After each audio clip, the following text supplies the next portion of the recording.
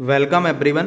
पटवारी भर्ती 2023 के लिए सामान्य विज्ञान जनरल साइंस का ये पार्ट 2 है हमारा। इससे पहले पार्ट 1 भी मैं बना चुका हूँ, तो वह वीडियो यदि आप देखना चाहते हैं तो इस वीडियो के डिस्क्रिप्शन में मैं लिंक दे दूंगा, तो वहाँ से आप पार्ट 1 भी देख सकते हैं। ये जो कुल 25 प्रश्न रहेंगे हमारे सामान्य विज्ञान के, सारे के सारे पीईबी के ओल्ड क्वेश्चन पेपर से रहेंगे। तो चलिए इस वीडियो को हम स्टार्ट करते हैं, जो आने वाले पटवारी भर्ती 2023 के लिए आपके लिए काफ़ी हेल्पफुल रहेगा। हमारा पहला प्रश्न है, एक प्रारूपिक कोशिका में अंगक ग्लॉजिकाय पाए जाते हैं। किसमें पाए जाते हैं आपको बताना है। अंगक ग्लॉजिकाय, न्यूक्लियस, कोशिका द्रव्य, तारकाय या माइटोकॉन्ड्रिया।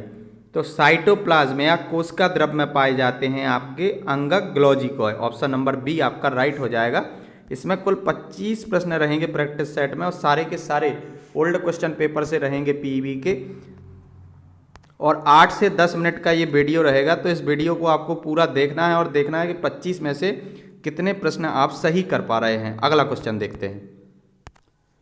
वह प्रक्रिया जिसमें लोहे की रॉड के गर्म सिरे से ठंडे सिरे की पर ऊष्मा अंतरण होता है। आपको बताना है वह प्रक्रिया जिसमें लोहे की रॉड के गर्म सिरे से ठंडे सिरे पर ऊष्मा का अंतरण होता है। संवहन कहते हैं, विकिरण, चालन या बाष्पीकरण। तो वह प्रक्रिया जिसमें लोहे की रॉड गर्म सिरे से ठंडे सिरे पर ऊष्मा का अंतरण होता है, उसको हम चालन या कंडक्शन कहते हैं। अगला क्वेश्चन देखते हैं।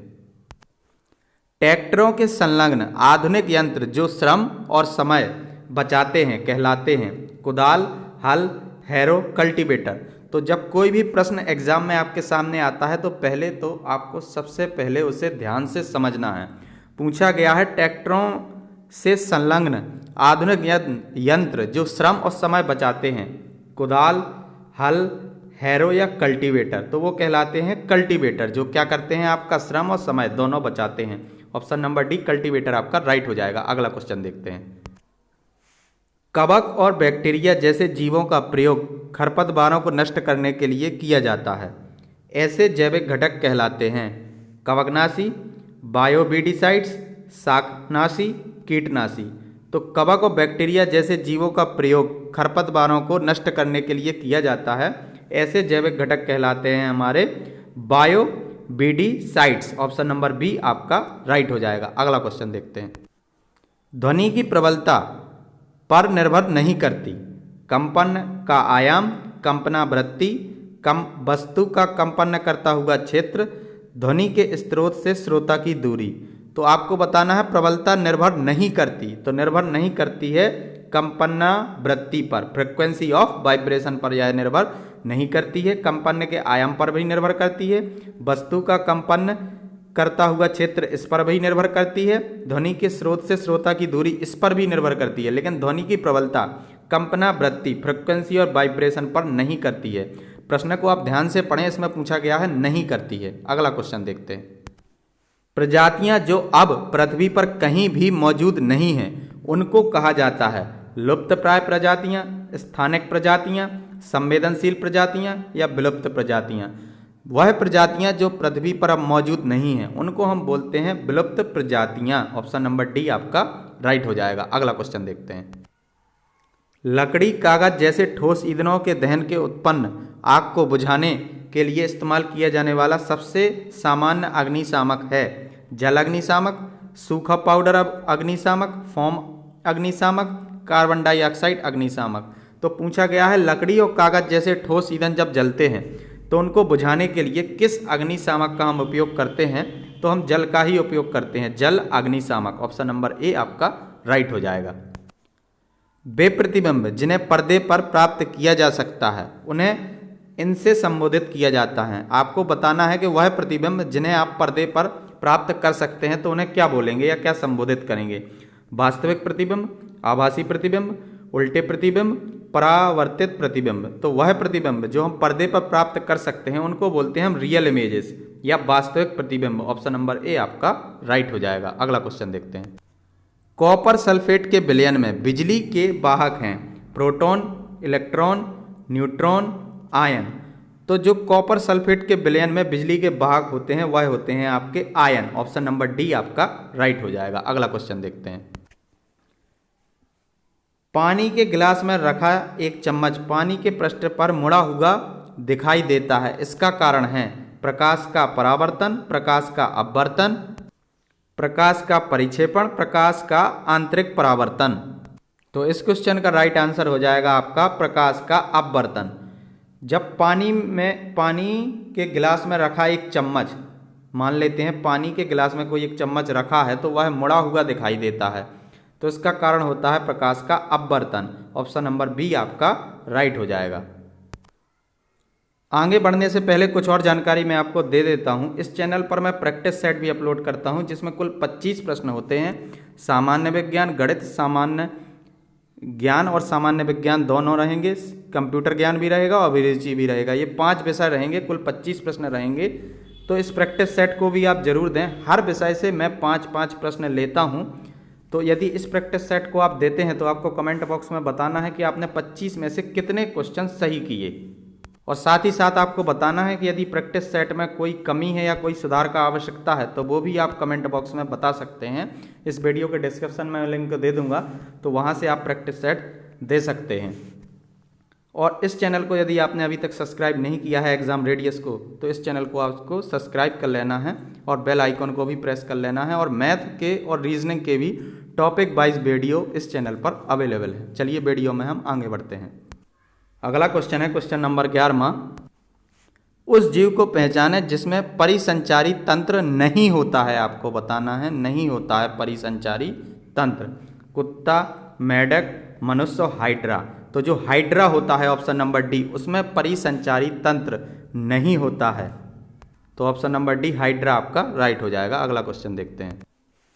धूम कोहरा संयोजन है या स्मॉग संयोजन है, आपको बताना है धुएं और कोहरे का, सल्फर डाइऑक्साइड और नाइट्रिक ऑक्साइड का, हाइड्रोजन सल्फाइड एरोसोल का, कार्बन डाइऑक्साइड और जल वाष्प का। तो जो धूम कोहरा या स्मॉग होता है उसमें होता है आपका धुएं और कोहरे का संयोजन, स्मॉग एंड फॉग। उसको हम क्या बोलते हैं? धूम कोहरा बोलते हैं। ऑप्शन नंबर ए आपका राइट हो जाएगा। ग्रंथिका के साथ नाइट्रोजन यौगिकीकरण जीवाणु की जड़ों में पाए जाते हैं। गेहूं की जड़ों में, मक्का की जड़ों में, धान की जड़ों में या मटर की जड़ों में। तो ग्रंथिका के साथ नाइट्रोजन यौगिकीकरण आपका पाया जाता है मटर के जड़ों में पाया जाता है। ऑप्शन नंबर डी मटर आपका राइट हो जाएगा। अगला क्वेश्चन देखते हैं। खाद्य वस्तुएं जैसे अनाज और दालों को सामान्यतः सूर्य के प्रकाश में सुखाकर संरक्षित किया जाता है। इस विधि को कहते हैं पास्त्रीकरण, प्रशीतन, निर्जलीकरण या क्वथन यानी कि बॉयलिंग। तो इस विधि को हम बोलते हैं, कोई भी जो खाद्य वस्तुएं होती हैं हमारी, जैसे अनाज हो गए, दाल हो गए, इनको हम सूर्य के प्रकाश में सुखाकर संरक्षित करते हैं या भंडारण करते हैं। तो सुखाते इसलिए हैं कि उसका मॉइस्चर खत्म हो जाए, यानी कि इस क्वेश्चन का आंसर हो जाएगा आपका निर्जलीकरण। तो इस विधि को हम बोलते हैं निर्जलीकरण। ऑप्शन नंबर सी आपका राइट हो जाएगा। अगला क्वेश्चन देखते हैं। निम्न में से किसमें घर्षण हानिकारक है? मशीन के चलते हुए हिस्सों में, सड़क पर चलना, वाहन को रोकने के लिए बैरियर लगाना, कागज पर कलम द्वारा लिखना। तो आपको बताना है हानिकारक। तो सड़क पर हम चल इसी पाते हैं घर्षण के कारण। वाहनों को रोकने के लिए भी घर्षण हमारा महत्वपूर्ण है, जरूरी है, तो ये इसके लाभ हैं। कागज पर कलम द्वारा हम लिखते हैं तो यह भी घर्षण का क्या है? लाभ है। लेकिन घर्षण के कारण मशीन के पुर्जे जो हैं चलते चलते घिस जाते हैं, तो ये डिसएडवांटेज है या इसका हानि है घर्षण का। तो ऑप्शन नंबर ए आपका राइट हो जाएगा। Moving part of a machine, machine के चलते हुए हिस्सों में। ऑप्शन नंबर ए राइट हो जाएगा। तनुकृत हाइड्रोक्लोरिक अम्ल के साथ जब जिंक धातु अभिक्रिया करता है तो निम्न उत्पादों का गठन होता है। जिंक हाइड्राइड और जल, जिंक हाइड्राइड और जल। दूसरा दिया हुआ है जिंक ऑक्साइड और हाइड्रोजन गैस, जिंक क्लोराइड और हाइड्रोजन गैस, जिंक क्लोराइड और जल। तो जब तनुकृत हाइड्रोक्लोरिक अम्ल के साथ जिंक धातु अभिक्रिया करता है तो उत्पाद होता है आपका जिंक क्लोराइड और हाइड्रोजन गैस। जिंक क्लोराइड और hydrogen gas. Option number C आपका राइट हो जाएगा। भूकंप के आशंका वाले क्षेत्रों में, इमारतों में, भूकंप के आशंका वाले क्षेत्रों की इमारतों में निर्माण में हल्की सामग्री का प्रयोग किया जाना चाहिए, निर्माण में भारी सामग्री का प्रयोग किया जाना चाहिए, झटके लेने के लिए उपयुक्त डिजाइन, अग्निशामक उपकरण आसानी से उपलब्ध कराए जाने चाहिए। तो इस क्वेश्चन का राइट आंसर हो जाएगा आपका भूकंप के आशंका वाले क्षेत्रों की इमारतों में भारी सामग्री का प्रयोग या भारी निर्माण सामग्री का प्रयोग किया जाना चाहिए। ऑप्शन नंबर बी आपका राइट हो जाएगा, heavy material used in construction. द्रव पर लगाया गया दबाव गहराई के साथ बढ़ जाता है, गहराई के साथ घट जाता है, गहराई के साथ नहीं बदलता, समान गहराई पर अलग अलग दिशाओं में अलग अलग रहता है। तो द्रव पर लगाया गया दबाव गहराई के साथ बढ़ जाता है। ऑप्शन नंबर ए आपका राइट हो जाएगा, इंक्रीज विद द डेप्थ।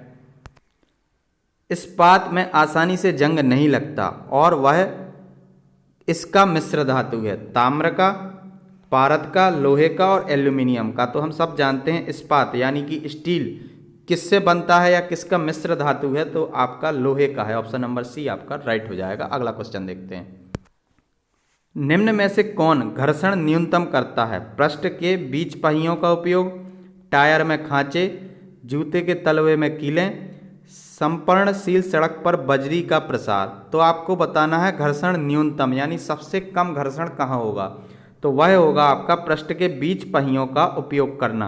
तो यहाँ पर घर्षण क्या होगा आपका सबसे कम होगा, और जहाँ खांचे होंगे या कीलें होंगी तो यहाँ पर घर्षण अधिकतम हो जाएगा। प्रश्न में न्यूनतम पूछा गया है, तो पृष्ठ के बीच पहियों का उपयोग। अगला क्वेश्चन देखते हैं, निम्नलिखित जीवों में किसमें कीटनाशकों की अधिकतम राशि होगी यदि एक झील संदूषित है? आपको बताना है कि कीटनाशकों की अधिकतम राशि होगी यदि झील संदूषित है। बड़ी मछलियों में, छोटी मछलियों में, पक्षियों में या प्राणी मंदपल्लवों में। तो इसमें जो है आपको बताना था कीटनाशकों की अधिकतम राशि होगी यदि झील संदूषित है, तो पक्षियों की होगी, बिट्स की। ऑप्शन नंबर सी आपका राइट हो जाएगा। अगला क्वेश्चन देखते हैं, नेत्र लेंस द्वारा रेटिना पर किस तरह की प्रतिबिंब का निर्माण होता है? ऑप्शन दिए हुए हैं, सीधी और वस्तु के आकार के बराबर, अधोशीर्षी और हाश्रित, सीधी और हाश्रित, अधोशीर्षी और आवर्धित। तो नेत्र लेंस द्वारा रेटिना पर जो है अर्धशोषी, अर्धशीर्षी और हाश्रित, ऑप्शन नंबर बी आपका राइट हो जाएगा, इन्वर्टेड एंड डिसिमाइज्ड प्रतिबिंब का निर्माण होगा। ऑप्शन नंबर बी आपका राइट हो जाएगा। अगला क्वेश्चन देखते हैं, चंद्रमा का सबसे छोटा भाग जो हमें दिखाई देता है उसे कहा जाता है? आपको बताना है पूर्णचंद्र, नवचंद्र, बालचंद्र या अर्धचंद्र। तो चंद्रमा का सबसे छोटा भाग जो हमें दिखाई देता है उसको हम बोलते हैं बालचंद्र। ऑप्शन नंबर सी आपका राइट हो जाएगा। अगला क्वेश्चन देखते हैं, अगला क्वेश्चन है, कितने मिनट मिलकर 6 घंटे बनाते हैं?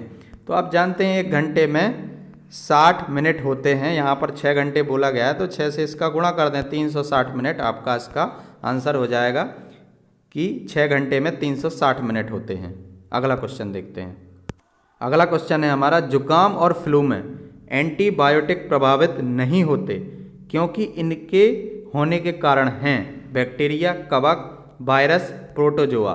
तो इस क्वेश्चन का आंसर आपको कमेंट बॉक्स में बताना है। साथ ही साथ आपको बताना है कि 25 ये जो क्वेश्चन थे ओल्ड क्वेश्चन पेपर के,